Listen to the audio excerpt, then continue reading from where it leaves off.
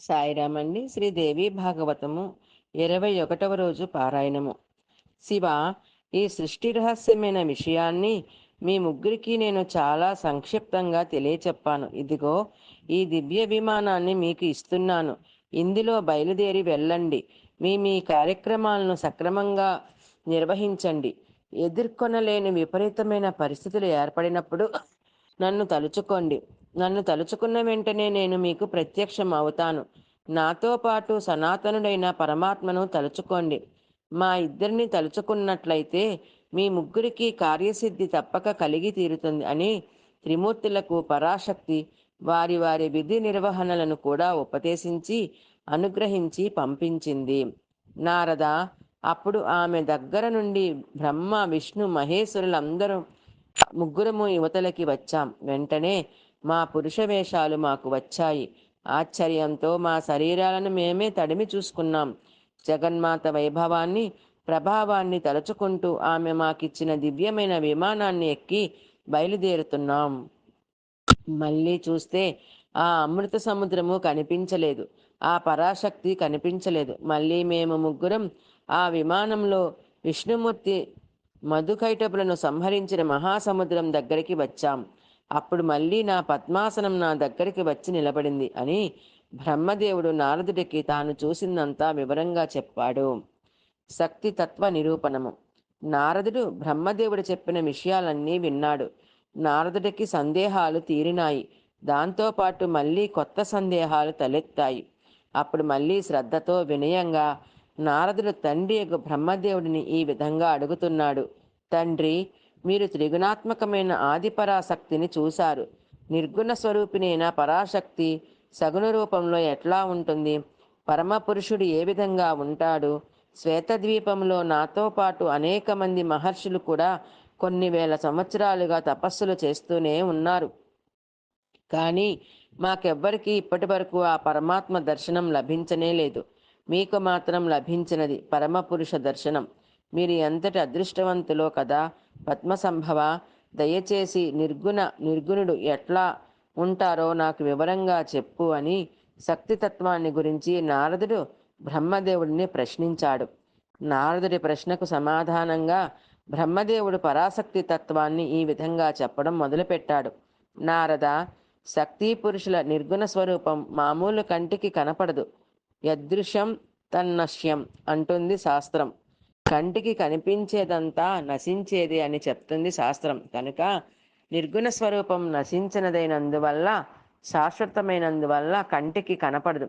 నిర్గుణులు కేవలం జ్ఞాన స్వరూపులు. జ్ఞానం చేత మాత్రమే వారిద్దరి దర్శనం లభిస్తుంది. వాళ్ళిద్దరిని మహామునీశ్వరులుగా భావిస్తుంటారు. భావనాగమ్యం అని వర్ణిస్తుంది లలితా సహస్రం. ప్రకృతి పురుషులు అనాది నిధనులు.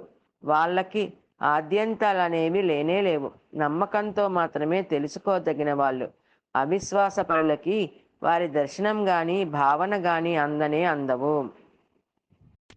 యా శక్తి పరమాత్మ సోయో సౌసా పరమామాత మత అనంతరం నైతయోః కోపి సూక్ష్మం వేద చ నారద.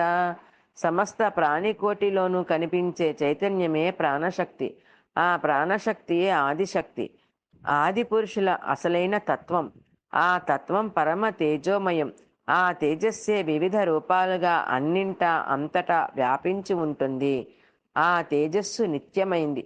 వాళ్ళిద్దరి స్పర్శ లేని వస్తువు ఈ ప్రపంచంలో ఉండదు.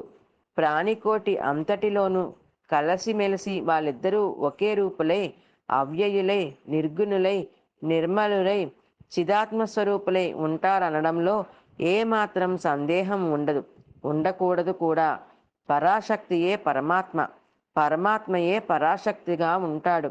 వాళ్ళిద్దరికీ ఏ విధమైన భేదము లేదనే అతి రహస్యమైన సుసూక్ష్మమైన విషయాన్ని ముందుగా గ్రహించాలి అంటూ నిర్గుణ స్వరూపాన్ని గూర్చి వివరంగా చెప్పాడు బ్రహ్మదేవుడు నారదుడికి.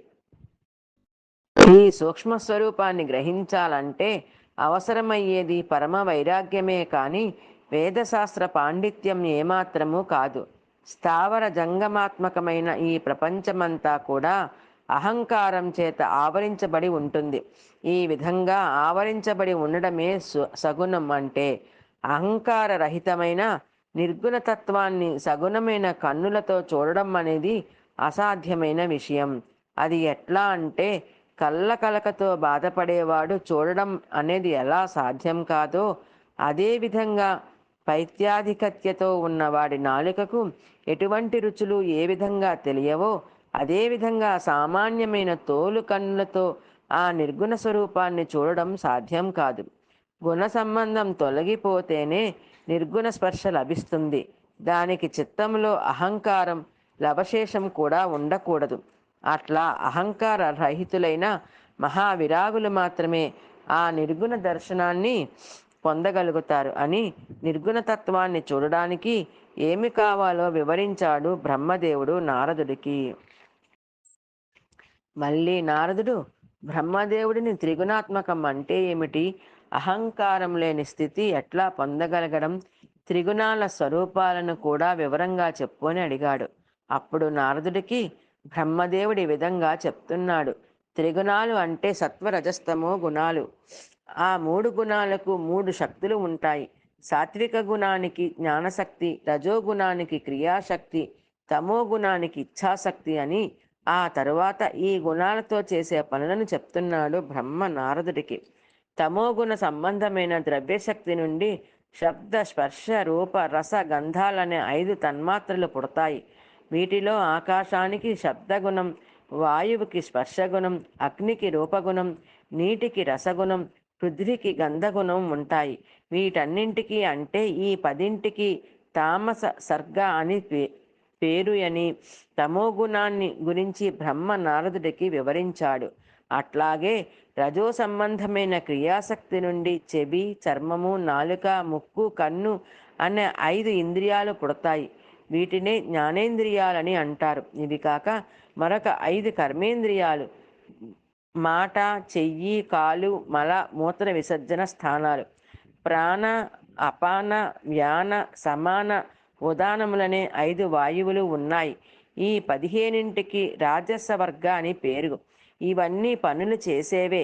జ్ఞానశక్తిని ఆధారం చేసుకునే ఇవి కూడా ప్రవర్తిస్తుంటాయి అని రజోగుణాన్ని గురించి వివరంగా చెప్పాడు బ్రహ్మదేవుడు నారదుడికి. ఆ తరువాత బ్రహ్మదేవుడు సాత్వికమైన జ్ఞానశక్తిని గురించి చెప్పడం మొదలుపెట్టాడు. అది ఎట్లాగా అంటే సాత్వికమైన జ్ఞానశక్తిలో నుంచి దిక్కులు, వాయువు, సూర్యుడు, వరుణుడు, అశ్విని దేవతలు ఆవిర్భవించారు. ఈ 5గురు జ్ఞానేంద్రియాలకు బుద్ధి మొదలైన అంతఃకరణ చతుష్టయం అంటే మనస్సు, బుద్ధి, చిత్తం, అహంకారం అనే ఈ 4ంటికి చంద్రుడు, బ్రహ్మ, రుద్రుడు, క్షేత్రజ్ఞుడు అనే 4గురు అధిష్టాన దేవతలుగా ఉంటారు. ఇదంతా సాత్విక సర్గ అని చెప్తారని సత్వగుణాన్ని వివరించాడు బ్రహ్మ నారదుడికి. పరమాత్మ జ్ఞానం స్వరూపం నిరాకారమే అయినా పరమాత్మకి స్థూల సూక్ష్మాలని 2 రూపాలుంటాయి. సాధకుడు ధ్యానం చేయడానికి అనుకూలంగా ఉండేది స్థూల రూపం. సాయిరామండి. 21వ రోజు పారాయణం సంపూర్ణం.